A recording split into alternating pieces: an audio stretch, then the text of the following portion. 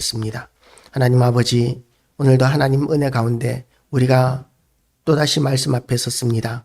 우리가 말씀을 받을 때마다 우리가 이 말씀대로 살아야 되겠다, 말씀을 인도함을 받아야 되겠다고 그렇게 생각하고 결단하지만, 아버지, 우리가 말씀 앞에 설 때마다 전에 받았던 말씀대로 살지 못했음에 대한 부끄러움으로 아버지여 우리가 주님 앞에 다시 서게 됩니다.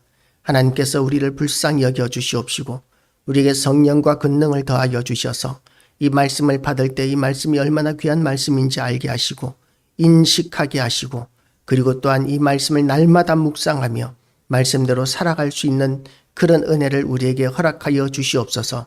우리의 믿음을 회방하는 모든 악한 것들을 예수 그리스도의 이름과 성령의 권능으로 진멸하시고, 또한 예수의 피를 뿌리고 바르고 덮음으로 인하여 우리가 그 예수의 보혈의 능력을 덧입고 사용하는 자가 되게 하여 주시옵시고, 하나님 아버지, 하나님께서 우리를 새로운 피조물이라고 인정하셨사오니 우리가 보기에도 진정으로 새로운 피조물인 것으로 인정할 수 있는 우리의 모습으로 거듭나게 하여 주시옵소서.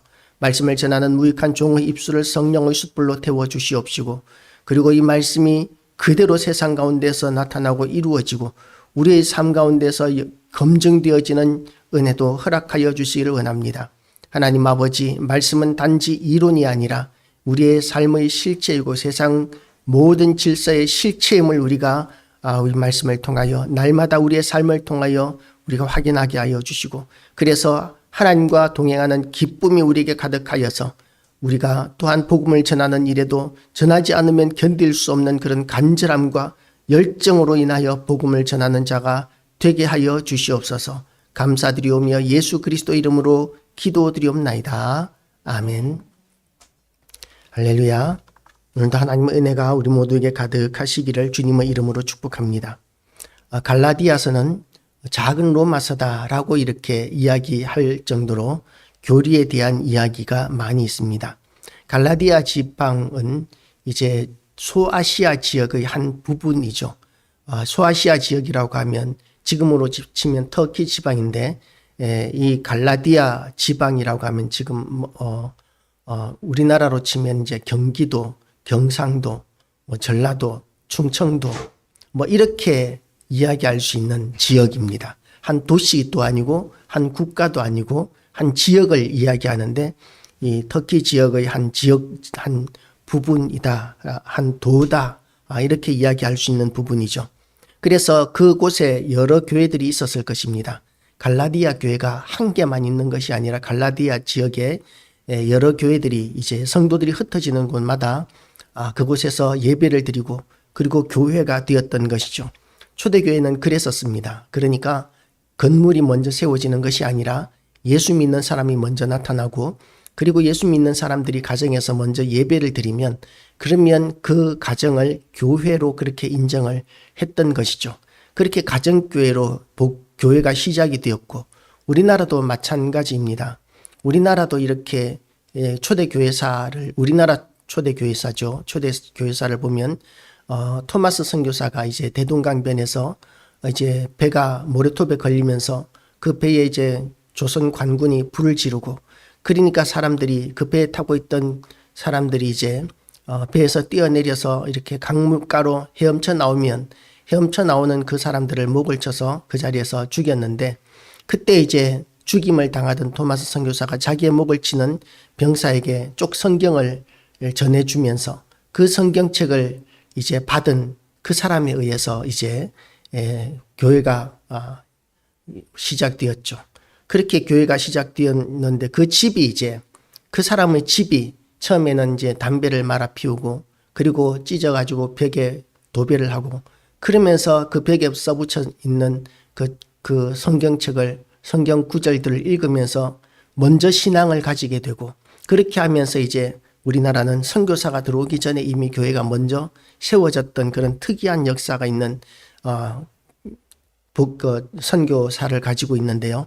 초대교회도 비슷합니다. 선교사들이 그렇게 가는 것이 아니라 누구든지 선교사라고 임명받지 않아도 성도들이 누구든지 흩어져서 그렇게 복음을 전하고, 그러면 이제 그렇게 교회들이 세워지는 가운데 있었는데, 갈라디아 지역에도 여러 교회들이 세워졌을 것입니다.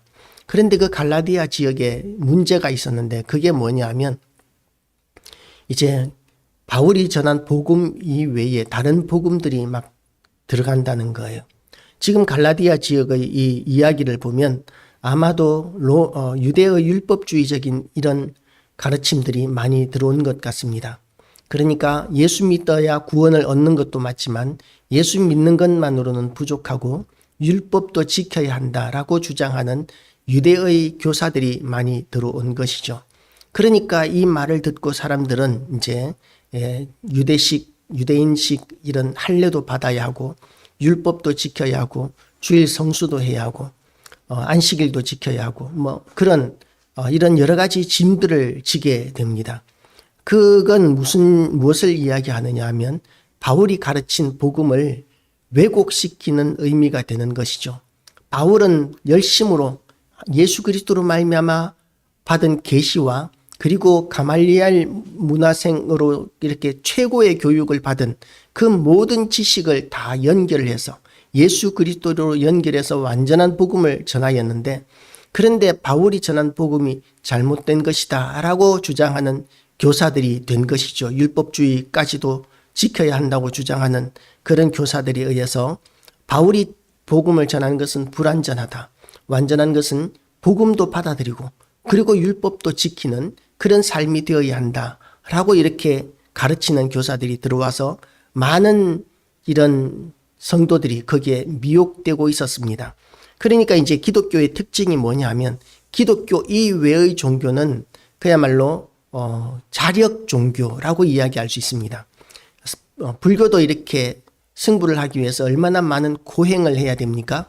그런 고행을 통해서 차츰 부처가 되어가는 그것이 이제 불교이고, 도교 같은 것 경우에도 이제 열심히 도를 닦아서 신선이 되는 것이 도교이고, 그 이외의 모든 종교들이 다 자기의 노력으로 말미암아 이렇게 종교의 최고의 경지에 이르게 된다라고 주장합니다. 그런데 기독교만큼은 어떠냐 하면 오직 은혜로만 구원을 얻는 것이죠. 우리가 익히 알고 있는 에베소서 2장 8절 9절 말씀을 보면 너희가 그 은혜를 인하여 믿음으로 말미암아 구원을 얻었나니 이것이 너희에게서 난 것이 아니요 하나님의 선물이라. 행위에서 난 것이 아니니 이는 누구든지 자랑치 못하게 하려 함이라. 그 이렇게 명백하게 우리의 복음에 대해서 이야기하고 있습니다. 그리고 베드로의 첫 번째 설교에서도 우리에게 구원받을 만한 그 천하에 우리가 구원받을 만한 다른 이름을 우리에게 주신 일이 없느니라. 고 이렇게 분명히 그 베드로는 그렇게 첫 번째 설교에서 선포하고 있었던 것이죠. 천하 가운데서 예수 그리스도로 말미암지 않고는 구원을 얻을 자가 없습니다. 그리고 예수 그리스도께서도 직접 이렇게 말씀하셨습니다. 내가 곧 길이요 진리요 생명이니 나로 말미암지 않고는 아버지께로 올 자가 없느니라. 그 이렇게 명확하게 말씀하셨습니다. 그런데도 불구하고 가톨릭 같은 경우에는 제가 문득 우연히 이렇게 가톨릭 라디오 방송을 들은 적이 있었는데, 꼭 예수 믿어야 구원을 얻는다고 주장하는 것은 너무나 편협한 생각이다. 모든 종교에 다 구원의 길이 있다. 신부가 나와가지고 그런 이야기를 하더라고요. 그러니까 가톨릭 같은 경우에는 우리가 인정할 수 없는 것이 예수 그리스도로 말미암지 않고는 구원을 얻을 수 없다는 것을 여러 구절에서 성경 여러 부분에서 명확하게 근거하고 있는데, 그런 것들을 다 무시하고 기독교에만 예수님으로만 구원을 얻는다는 것은 너무나 편협하고 모든 종교에 다 구원이 있다고 생각해야 된다라고 이렇게 주장하는 것은 예수 믿는 사람이라고 보기 어려운 것이죠. 제대로 된 신앙이라고 볼 수가 없는 것입니다. 그런 사람들은 절대로 구원을 얻지 못합니다. 그리고 이제 언젠가 구원파라든지 또는 이제 신천지라든지 이런 사람들하고 이렇게 이야기를 해보면 예수 그리스도가 메시아이신 것을 믿느냐라고 이렇게 질문을 하면 그러면 믿는다고 그래요. 그 사람들도 예수님이 메시아시라는 거 믿는다 그러는데, 그러면 예수님이 하나님이신 것, 삼위일체 하나님이신 것을 믿느냐고 이야기하면 그건 안 믿어요. 왜냐하면 사람이 어떻게 하나님이 되느냐는 거예요. 그러니까 그 사람들은 잘못된 다른 예수를 믿는 겁니다. 이름만 같을 뿐이지 그 시대에 예수라는 이름이 얼마나 많습니까? 여호수아도 사실은 이렇게 그 헬라어로 이렇게 읽으면 여호수아도 예수가 되는 거예요. 그렇게 이제 수많은 예수들이 있는데 그런 여러 예수들 가운데 하나로 예수님을 취급해 버리는 것이죠. 그런 사람들은 절대로 구원을 얻을 수가 없습니다. 전에도 말씀드렸지만 만약에 예수님이 사람이기만 하시다면 또는 하나님이기만 하시다면 우리의 구세주가 되실 수가 없습니다. 우리의 구원자, 중보자가 되실 수가 없습니다. 왜냐하면 예수님이 만약에 사람이시기만 하시다면 우리를 중보하시기 위하여 하나님 앞에 갔을 때 하나님의 그 영광의 광채를 견딜 수가 없기 때문에 우리의 중보자가 되실 수가 없고, 예수님이 만약에 하나님이시기만 한다면 예수님이 우리에게 오셨을 때에 우리는 그 예수님 앞에서 그 예수님의 하나님의 영광을 우리가 견딜 수가 없어서 우리는 이 구원을 얻을 수가 없는 것이죠. 그래서 예수님은 하나님이신 것과 동시에 사람이시여야 합니다. 동시에 두 가지를 다 가지고 계셔야 우리의 중보자가 되실 수가 있으신 것이죠. 예수님은 우리를 구원하시기 위해서 인성과 신성을 다 가지고 계셔야만 합니다. 둘 중에 하나를 부인하는 것은 그야말로 구원받을 수 없는 다른 예수를 주장하는 것이고, 그것은 이제 예수님의 모든 거의 대부분의 이단들의 특징이다라고 그렇게 이야기할 수 있습니다. 그래서 이제 갈라디아 지역 교회에 그런 이단들이 막 들어온 거예요. 잘못된 가르침을 주는 이단들이 들어와 가지고 잘못된 지식들을 전합니다. 예수 믿는 것만으로는 구원을 얻지 못해 라고 이렇게 이야기하고 이런 유대의 율법도 지켜야 돼 라고 주장을 하고, 그리고 또한 그 시대가 로마의 통치 시대였고 헬라 문화가 꽃피는 시대였었기 때문에 이 영지주의적인 그런 사상들도, 철학 사상들도 굉장히 많이 들어오게 됩니다. 영지주의라고 하는 것은 영과 물질은 분리되어 있다는 것이 완전히 다른데, 물질적인 것들은 악하고 영적인 것은 거룩하고 완전하다. 그래서 이런 것에 근거해서 우리의 사람도 영과 육으로 되어 있는데 육체는 악하고 영은 거룩하다. 그래서 영과 육체는 같은 것으로 볼 수 없고 어떤 영향도 끼치지 않는다라고 이렇게 보는 거예요. 그런 기준에서 보니까 지금의 우리나라 구원파와 같은 거죠. 인간이 죄를 짓는다고 해서 그것이 우리의 영혼을 오염시키는 것은 있을 수가 없고, 그래서 무슨 짓을 하든지 간에 우리가 예수 믿는 것만으로 구원 얻는 것이지, 우리가 이렇게 세상에서 방탕하게 산다고 해서 구원을 얻지 못하는 것은 아니다라고 이렇게 이야기하고 있죠. 그런데 실질적으로 사람이라고 이야기한다면 사람은 영혼만 따로 있을 때도 완전한 사람이라고 이야기할 수 없고 육체만 있을 때에도 그것을 사람이라고 이야기할 수 없습니다. 사람은 살아있을 때의 사람입니다. 살아있는 존재가 되기 위해서는 영과 육체가 하나일 때 살아있는 존재가 되는 것이고, 그리고 육체가 죄를 범하게 되면 성경적인 입장에서는 그 영혼도 오염되어지는 것이 성경적인 입장인 것이죠. 그래서 죄의 싹은 사망이라, 하나님은 죄를 용납하실 수가 없으시기 때문에 죄를 하나님께서 용납하실 수 없기 때문에 우리가 죄를 범하면 그러면 하나님의 구원을 받을 수 없게 된다라고 이렇게 하는 것이 명확한 성경적인 입장입니다. 그런데 그렇게 이제 이야기를 하면 구원받을 수 있는 사람이 아무도 없습니다. 왜냐하면 로마서에서도 모든 사람이 죄를 범하였음에 하나님의 영광에 이르지 못한다라고 이렇게 이야기하고, 의인은 없나니 한 사람도 없느니라고 이렇게 이야기하고 있기 때문에, 그래서 우리는 이 구원받을 수 있는 사람이 아무도 없는 것이죠. 거기에 대한 하나님의 은혜가 이제 예수 그리스도를 이 땅에 우리에게 보내시면서 누구든지 예수 그리스도를 믿으면 그러면 자기의 모든 죄가 예수님의 십자가로 말미암아 해결된 것으로 여기겠다라고 이렇게 하나님께서 작정하시고, 우리가 의로워진 것이 아니라 하나님께서 의롭게 보시겠다고 작정하신 거죠. 왜냐하면 예수 그리스도께서 우리의 모든 죄과에 대한 그 형벌을 대신하셨기 때문에, 대속하셨기 때문에 그렇게 된 것입니다. 그런 것이 이제 바울이 전한 복음이죠. 그런데 그 바울이 전한 복음에 대한 심각한 도전이 있었고 그 도전에 사람들이 너무나 쉽게 넘어갑니다. 그러니까 복음을 사람들이 받아들이는 것이 얼마나 어렵기도 하고 쉬운 일인지도 모릅니다. 왜냐하면 타력 종교는 자기들의 목적을 이루기 위해서 얼마나 많은 희생과 노력과 시간과 이런 그 고통이 필요한지 모릅니다. 그런데 그런 것을 해야 이렇게 부처가 될 수 있고 신선이 될 수 있다라고 하면 사람들이 그건 잘 믿어요. 그런데 예수 그리스도를 믿는 것만으로 우리가 구원 얻는다라고 이렇게 이야기하면 사람들이 잘 수긍하지 못합니다. 왜냐하면 너무 쉽다고 여기는 거예요.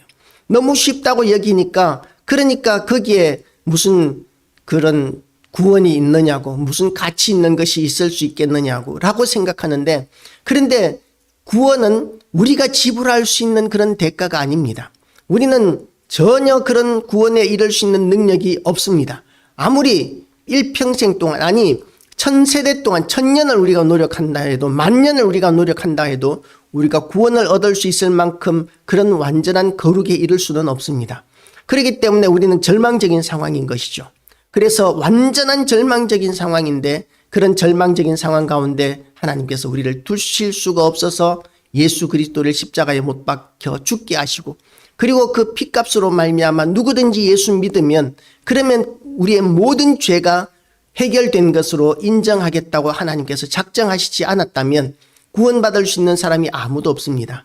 하나님께서는 예수 그리스도를 우리에게 보내시면서까지 그렇게 우리를 구원하셔야 할 만큼 우리를 너무나도 사랑하시기 때문에 예수님께서 그런 일을 하신 것이죠.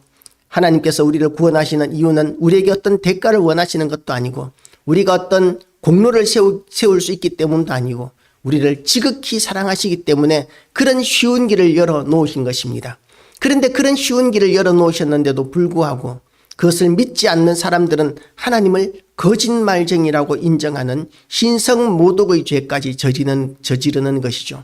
하나님께 대한 신성모독, 하나님을 믿지 않는 것만으로도 하나님께 대한 신성모독이기 때문에 그래서 이제 구원받을 수가 없는 것입니다. 있는 죄에다가 하나님께 대한 신성모독까지 저질렀으니까 얼마나 심각한 죄인이 되겠습니까? 그래서 예수 믿지 않는 사람들이 지옥 가는 것, 구원받지 못하는 것은 너무나 당연한 것이죠. 바울이 그런 복음을 전했습니다. 그런 복음을 전했는데 그런데 바울의 그 복음을 거짓말이다, 그것만으로는 안 된다 라고 주장하는 사람들이 생겨나게 되고 그리고 이제 거기에 너무나 많은 성도들이 미혹되니까 바울이 갈라디아서를 이렇게 시작합니다. 사람들에게서 난 것도 아니요 사람으로 말미암은 것도 아니요 오직 예수 그리스도와 그를 죽은 자 가운데서 살리신 하나님 아버지로 말미암아 사도된 바울은 이라고 하면서 자기 스스로를 소개하고 있는 것이죠. 바울의 사도권이 도전받지 않는 곳의 편지에 대해서는 바울이 그렇게 하지 않았습니다. 예수 그리스도의 종이 된 나 바울은 이렇게 이야기를 하죠.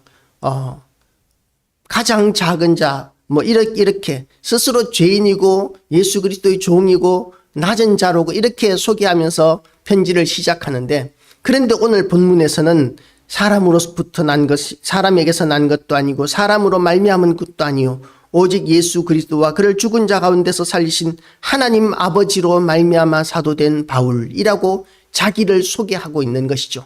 얼마나 엄청난 권위입니까? 하나님께서 세우셨습니다. 사람이 세워도 그 권위가 이렇게 인정이 되는 경우들이 있죠. 예를 들어서 대통령을 세울 때 우리는 전 국민이 투표를 해서 대통령을 세웁니다. 그래서 한 2천만 표 이상 표를 받아야 2천만 표 이상 표를 받아야 이제 대통령이 당선이 되는 것이죠. 그런 국민 투표를 통해서 권위를 부여받아서 대통령이 되었을 때에 국가 원수라는 그런 존귀한 그런 인정을 받게 되고 함부로 하지 못하는 것이죠.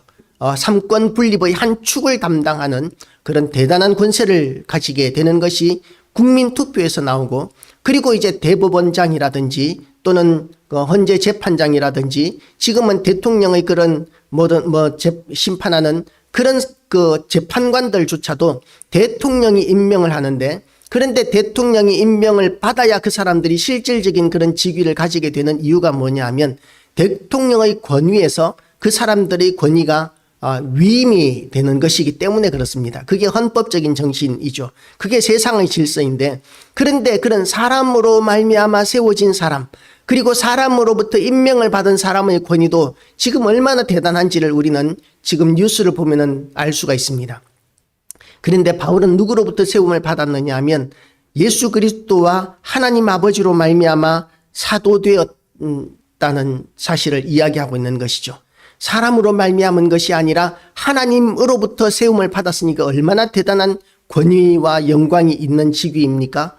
그런 높은 직책을 가지게 된, 그런 지극히 영광스러운 직책을 가지게 된 것에 대해서 주장하는 이유가 무엇이냐 하면 스스로 높아지기 위해서가 아니에요. 일반적으로 우리는 이런 권위를 주장할 때에 어떤 생각을 하느냐 하면 이 사람들이 권위의식에 잡혀 있구나 라고 이렇게 생각할 수 있는데, 바울은 다른 편지에서는 바울의 사도권이 도전받지 않는 다른 편지에서는 그런 식으로 쓰지 않습니다. 그냥 종인 것, 죄인 중에 괴수 뭐 이런 식으로 자기 스스로를 소개하지요. 그런데 오늘 본문에서는 이렇게 하나님으로부터 위임을 받았다는, 세움을 받았다는 이런 엄청난 권위를 주장하고 있는데, 그 이유가 뭐냐면 복음을 세우기 위해서입니다. 만약에 바울의 사도권이 무너지게 되면, 인정받지 못하게 되면, 그러면 이제 바울이 이 전한 복음조차도, 하나님의 진리와 또한 그 진리의 터 위에 서 있는 교회조차도 아무런 근거가 없어져 버리는 거예요. 그래서 이 성경이 무너지면 교회는 무너지게 됩니다. 진리가 무너지게 되면 그 교회는 존재할 수가 없고 성도들의 신앙도 아무것도 아닌 것이 되어버리는 것이죠. 그래서 복음의 진리를 세우고 교회를 견고하기 위해서 그 바울은 자기의 사도권을 주장하고 있습니다. 교회에는 말씀이 권위가 있어야 합니다. 교회의 질서는 어떤 강제력이 있는 것이 전혀 없습니다. 오직 말씀의 권위에만 의지하고 있는 것이 교회의 권위인 것이죠. 그래서 하나님께서는 교회에 말씀의 권위를 실어주시고 말씀을 붙들고 기도할 때 응답하시는 그런 경우들이 굉장히 많습니다. 그냥 우리의 육신의 정욕과 안목의 정욕과 이생의 자랑을 따라서 내 필요에 따라서 하나님 앞에 구하는 것, 뭐 그런 것도 필요합니다. 왜냐하면 모든 것들이 하나님의 것이기 때문에. 그런데 우리가 더 기도의 응답을 더 확실히 빨리 받고 싶다면 말씀을 근거로 우리가 기도하면, 그러면 말씀의 근거가 무너지면 교회도 무너지고 복음도 무너지기 때문에 하나님께서는 스스로의 말씀을 이루시는 그런 응답을 해주시는 경우들이 많습니다. 그래서 우리가 말씀을 붙들고 기도하는 훈련을 하는 것이 필요한 것이죠. 바울은 그래서 예수 그리스도로 말미암은 또 하나님으로부터 세움을 받았다는 그 권위를 강력하게 주장하고 있는 것입니다. 우리가 말씀의 생명을 거시기를 주님의 이름으로 축복합니다. 어떤 사람들은 교회 안에서 이렇게 오래 신앙생활을 하니까 높은 직분에 올라가는 분들도 있어요. 집사가 되고 권사가 되고 장로가 되고 그렇게 되는데, 그런데 그런 분들 가운데서 제가 전도사 때는 이런 분을 만나봤습니다.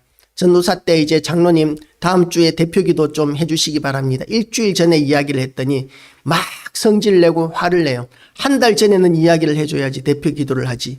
이 일주일 동안 대표기도를 어떻게 준비하느냐고.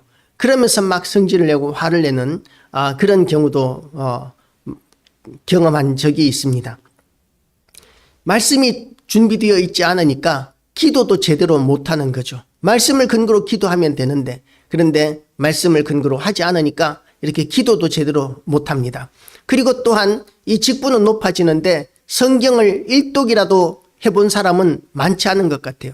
창세기부터 요한계시록까지 이렇게 한번 통독을 해보는 것이 이 얼마나 어려운 일인지 그걸 안 해본 사람들이 훨씬 많은 것 같아요. 어떤 목사님이 이제 부목사님이었어요. 제가 신대원 입시 준비할 때 이제 인터넷 강의하시던 분이었는데, 그분 이제 강의하는데 이렇게 그 첫 번째 강의에서 이런 이야기를 하더라고요. 성경 읽어야 된다는 이야기를 하면서 이제 성경 구역 예배를 하는데 장로님이 앉아 계시길래 이렇게, 장로님은 성경을 몇 번이나 읽으셨습니까? 장로님은 교회 다닌 지 얼마나 되셨습니까? 그랬더니 20년 되셨대요. 그래서 그러면 성경은 몇 번이나 읽으셨습니까? 그랬더니 20번, 20독이요 라고 이렇게 이야기를 하시는 거예요. 그러니까 우와 대단하시네요 라고 이렇게 이야기를 했더니 창세기만요 라고 이렇게 이야기를 하더라는 거죠. 성경을 읽기 위해서 시작만 하다가 그리고 끝까지 가지를 못한 것이 대부분의 경험이었다는 것이죠. 연초에는 작정을 하고 그리고는 이제 한 달쯤 그 창세기 읽고 나면 그 다음 출애굽기 정도만 돼도 읽을만 해요. 사실은 레위기 딱 들어가면 도대체 무슨 말인지 이게 의미도 모르겠고 재미도 없고 뭐 그런 부분을 만나게 되면 내 수준으로는 못 읽겠다 라면서 이렇게 덮어버리는 그런 경우들이 참 많이 있는 것이죠. 그래서 저는 성경을 한 5번 정도 읽으니까 좀 꿰뚫어 보여지더라고요. 소리내서 낭독, 우리나라 선비들이 공부하는데 소리내서 읽었지 않습니까? 그게 굉장히 효과 있는 학습법이라고 그래요. 그렇게 이제 소리내서 성경을 5번 정도 큰 소리가 아니고 작은 소리로도 그렇게 읽으니까 그러니까 이제 성경이 전체적으로 눈 떠지기 시작한 것을 경험한 적이 있습니다. 그렇게 이제 성경 말씀이 세워지고 나니까 그 다음부터는 이단들 앞에서도 이렇게 꿀리지 않고 미혹되지 않을 수 있었는데 그런데 말씀이 없으면은 너무 쉽게 무너지고 넘어지게 되는 것이죠. 그런데 바울의 전한 복음, 이 복음이 성도들을 바로 세우고 교회를 바로 세우는 것인데 바울의 사도권을 인정하지 않는 사람들이 굉장히 많았습니다. 바울의 사도권이 인정받을 수 없었던 이유는 많이 있었겠지만 뭐 첫 번째는 교회를 핍박하던 사람이었고 그리고 예수님의 가르침을 따라다니면서 배웠던 제자도 아니었고 사람들이 보기에 예수님께서 공식적으로 그 바울을 인정하는 그런 모습들을 본 적이 없었기 때문에 그래서 바울의 사도권을 부인하는 사람들도 많았던 것이죠. 그런데 바울은 어떤 사도들보다 더 명확하고 확고하게 다메섹으로 올라가는 그 과정에서 예수 그리스도를 직접 만나 뵙고 그리고 계시를 받아서 복음을 깨닫게 된 사람입니다. 그래서 바울이 가지고 있던 모든 지식과 모든 배경을 예수님께서는 다 사용하셔서 복음을 이해하게 하시고 그리고 전하는 자로 세우셨기 때문에 바울로 말미암아 그야말로 성경의 반 정도가 신약 성경의 반 정도가 기록이 될 정도로 그렇게 대단한 하나님의 도구가 되고 일꾼이 되었던 것인데 그런데 바울의 사도권을 부인해버리면 바울의 편지나 바울이 전한 복음이 다 아무것도 아닌 것이 되어버리고 교회도 무너지게 되는 것이기 때문에 교회를 세우기 위해서 성도들을 세우기 위해서 복음을 세우기 위해서 바울은 지금 사도권을 주장하고 있는 것입니다. 우리가 그렇게 말씀에 붙들린 자가 다 되시기를 주님의 이름으로 축복합니다. 우리는 하나님이 세우셨습니다. 우리는 다른 어떤 사람들로부터 인정받지 못할지라도 하나님으로부터 성도로 부름을 받았고 사명자로 부름을 받았습니다. 얼마나 영광스럽고 존귀한 직분인지 모릅니다. 우리는 다른 사람들로부터는 인정을 받지 못했을지라도 하나님으로부터 인정받았다는 사실을 우리는 인식해야 합니다. 우리는 세상 모든 사람들은 사람들로부터 인정받기를 원합니다. 심지어는 교회 안에서도 사람들로부터 인정받기를 원합니다. 그래서 교회 안에서도 많은 사람들이 이 사람들에게 보이는 인정받는 그런 일들을 좋아합니다. 대표기도 하는 일 또는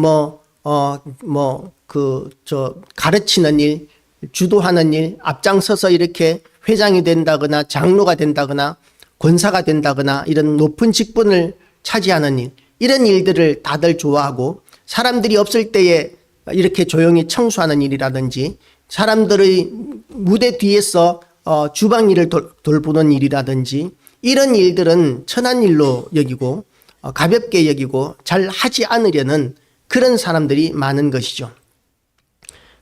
우리는 하나님으로부터 인정받는 것에 만족할 줄 알아야 합니다.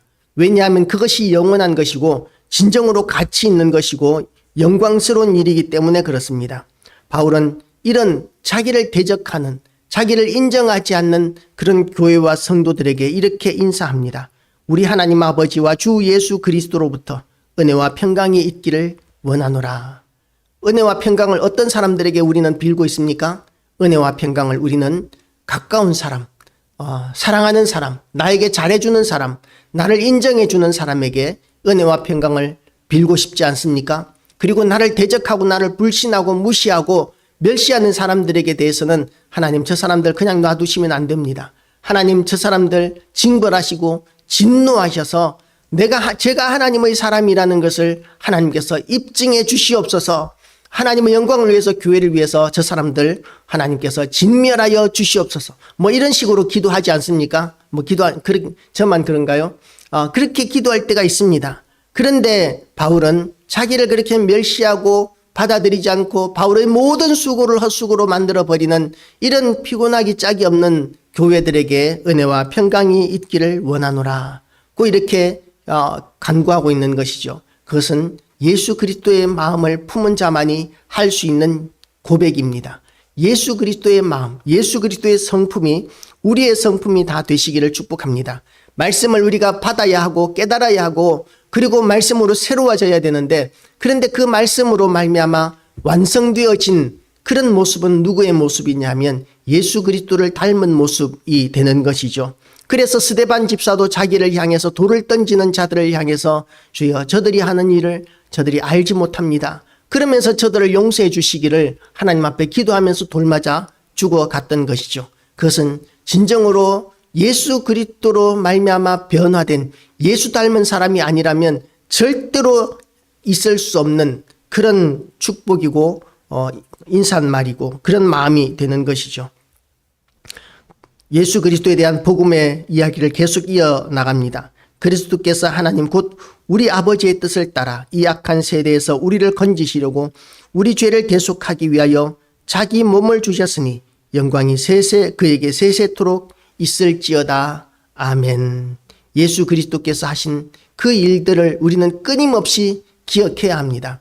어떤 분은 어제 그분이 예수 제대로 믿는 사람인지 모르겠어요. 워낙에 추문이 많은 사람이라서 그 사람이 예수 잘 믿는 사람인지 잘 모르겠는데 이사야 53장 4절, 5절, 6절 말씀을 목매어서 그 제대로 읽지를 못해서 목매어하면서 그 구절을 읽는 것을 들으니까 저도 참 감동이 되었었는데요.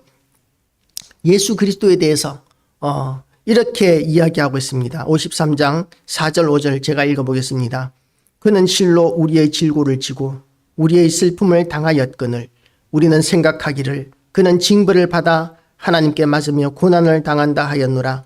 그가 찔림은 우리의 허물 때문이요 그가 상함은 우리의 죄악 때문이라. 그가 징계를 받음으로 우리는 평화를 누리고 그가 채찍에 맞음으로 우리는 나음을 받았도다. 라고 이렇게 이 구절을 읽는데 끝까지 그런 평온한 목소리로 읽지를 못하고 목매어서 읽으면서 이 구절을 읽더라고요. 그 사람의 평소에 이전의 삶에 대한 그런 이야기들은 추문이 참 많은 사람이었는데, 그런데 이제는 사람이 이 예수 그리스도의 십자가 죽으심과 그리고 그 희생에 대해서 진정으로 그것이 얼마나 큰 은혜인지에 대해서 깨닫는 사람이구나라는 것을 느낄 수가 있었습니다. 우리에게 그런 감동이 다 있게 되시기를 주님의 이름으로 축복합니다. 얼마나 큰 은혜입니까? 우리를 대신해서 아무런 죄도 없으신 예수님께서 죽어주셨습니다. 온갖 모욕과 멸시를 견디시면서 가장 참혹한 십자가에서 못 박혀 죽어주셨습니다. 그래서 우리 죄를 대속하기 위하여 자기 몸을 주신 분이십니다. 이것은 우리가 그냥 너무나 많이 자주 이렇게 반복되어져 왔기 때문에 아무것도 아닌 것처럼 생각할 수 있겠지만 절대로 아무것도 아닌 일이 아닙니다. 100만 번을 우리가 읽어도 이 말씀은 우리 스스로는 절대로 행할 수 없는 일인 것이죠. 만약에 교도소에 있는 죄수들, 흉악한 범죄자들이 얼마나 많습니까? 사형을 기다리는 자들도 있습니다. 그런데 만약에 어떤 분이 와가지고 저 교도소에 있는 저 나쁜 인간들 살릴 수 있는 유일한 방법이 있는데 당신 아들을 대신 사형시키면 그러면 저 사람들 살릴 수 있습니다. 라고 이렇게 이야기하면 자기 아들 내놓을 사람이 누가 있겠습니까? 아무도 없습니다. 왜냐하면 그 사람들은 당연히 벌받아야 하고 그리고 나는 저 사람들을 절대로 사랑할 수가 없기 때문입니다. 저 사람들에게 의해서 피해받은 사람들을 생각하면 왜 빨리 사형시키지 않는지 국가가 참 직무유기하고 있는 거 아닌지 라고 이렇게 주장할 만큼 그 사람들은 어떤 그 사람들에게 은혜도 있어서는 안 된다라고 일반적으로 생각을 합니다. 그런데 그 사람들의 부모님들은 어떨까요? 어머님, 아버지들은 어떨까요? 그 사람들의 부모님들은 사랑하기 때문에 어쨌든 아들이 그 감옥에서라도 오래 살기를 원하는 것이죠. 구원받을 수 있다면, 풀려 나올 수 있다면 무슨 짓이라도 하겠다는 것이 자식을 사랑하는 부모의 마음이 될 것입니다. 그런데 그런 그야말로 흉악한 하나님을 대적하기까지 하고 배반하기까지 하고 반역했던 신성모독하기까지 했던 우리를 구원하시기 위해서 하나님께서는 자기의 독생자 예수 그리스도를 우리를 위하여 내어주시고, 그리고 예수 그리스도께서는 자기 몸을 주심으로 인하여 우리는 구원을 받게 되었습니다. 왜냐하면 하나님께서 우리를 사랑하시기 때문입니다. 우리를 사랑하시지 않는다면 우리가 그런 큰 은혜를 누릴 수 있는 아무런 자격이 없는데, 하나님께서 우리를 사랑하셔서 그와 같은 엄청난 일을 해 주신 것이죠. 이것이 복음이고 진리입니다. 이 복음과 진리를 우리가 받아들이고, 그리고 이것이 얼마나 귀한 일인지를 우리는 날마다 묵상할 수 있어야 합니다. 날마다 묵상함으로 인하여 그 큰 은혜에 대하여 우리는 목매이게 되고, 그리고 또한 눈물 흘릴 수 있는 그런 하나님과의 깊은 교감이 있는 그런 성도들이 다 되시기를 축복합니다. 그리고 또한 이 복음이 얼마나 귀한 복음인지 6절 말씀부터 보면, 그리스도의 은혜로 너희를 부르신 이를 이같이 속히 떠나 다른 복음을 따르는 것을 내가 이상하게 여기노라. 그렇게 거짓된 것에는 얼마나 쉽게 사람들이 따르는지 몰라요. 우리나라가 사기 범죄가 제일 극심하다고 그럽니다.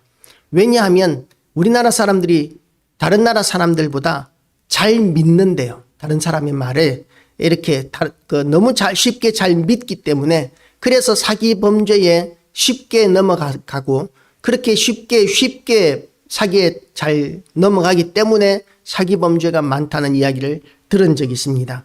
우리나라 사람이 정직하지 못하기 때문에 사기꾼이 많다고 그렇게 생각을 했었는데, 사실 또 잘 속아 넘어가기도 하는 것 같습니다.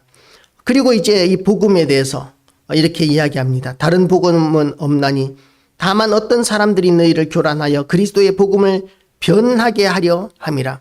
다른 복음이 없다. 그리고 그러나 우리나 혹은 하늘로부터 온 천사라도 우리가 너희에게 전한 복음 외에 다른 복음을 전하면 저주를 받을지어다. 얼마나 두려운 말씀인지 우리가 이 말씀을 명심해야 합니다.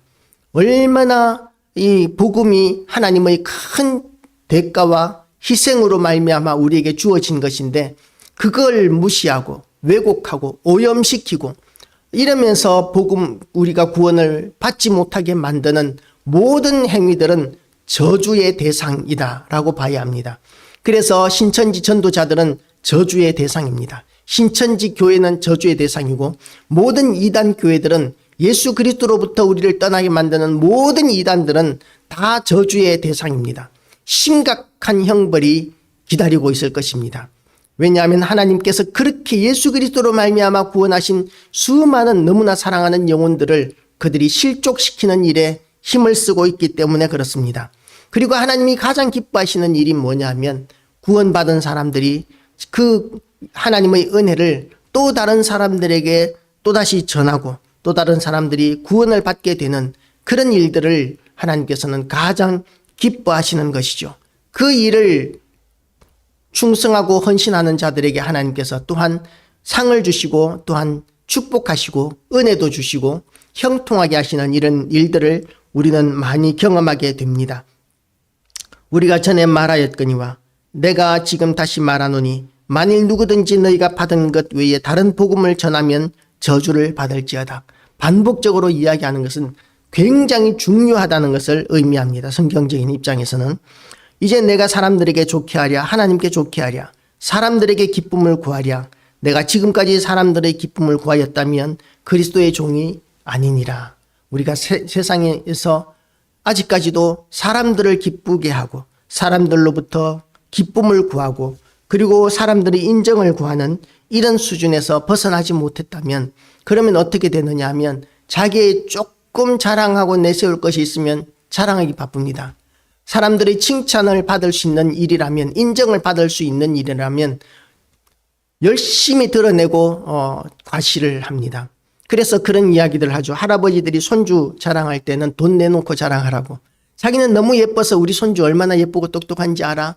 그러면서 사진 보여주면서 야, 이렇게 잘생긴 애 본 적 있어? 그러면서 이렇게 이야기하는데 그 손주와 상관이 없는 다른 사람들이 보기에는 그냥 평범한 아이들이지 않습니까? 그러니까 이제 그런 이야기 한두 번도 아니고 너무 예뻐서 너무 사랑스러워서 손주 자랑하고 그러는데, 그런데 그걸 한두 번이지 계속 듣는 게 짜증이 나면은 돈 내놓고 자랑해 라고 이런 이야기들이 나오고 있는 것이죠. 우리는 돈 내놓고라도 복음을 전해야 할 사람들입니다. 하나님께서 우리에게 주신 모든 것을 사용해서 우리는 힘써서 복음을 전하지 않고는 견딜 수 없는 그런 은혜가 가득한 교회와 성도들 다 되시기를 주님의 이름으로 축복합니다. 기도하시겠습니다. 하나님 아버지, 예수 그리스도로 말미암아 우리가 구속 곧 죄사함을 받고 구원을 얻었습니다. 그런데 하나님 아버지, 세상 가운데서 그것을 너무나 편협한 생각이라고 주장하고, 그리고 또 다른 복음, 선을 행해야 한다, 다른 종교도 인정해야 한다, 뭐 그렇게 이야기하면서 다른 종교에도 구원이 있다고 가르치는 거짓된 주장들이 얼마나 많은지 모르겠습니다. 그리고 그 거짓된 주장들을 받아들이지 않는 것에 대하여 진실의 진리에 굳게 선 자라고 인정하기보다는 너무나 편협한 자로, 완악한 자로 그렇게 손가락질 받게 될 때가 많음을 고백합니다. 하나님 아버지, 우리가 참으로 주님의 은혜 가운데서 다시 한 번 더 굳게 진리 위에 세워지게 하여 주시고 요동치 않게 하여 주시옵시고, 세상의 어떤 평가나 핍박 가운데서도 흔들리지 않게 하여 주시기를 원합니다. 그리고 또한 우리에게 지혜의 영을 부어주심으로 인하여 우리가 받은 그 기쁨과 구원과 그 귀한 은혜들을 사람들에게 어떻게 효과적으로 전할 수 있는지도 깨닫게 하여 주시옵시고, 우리를 통하여 구원 얻는 사람들이 날마다 새롭게 세워지게 하여 주시기를 원합니다.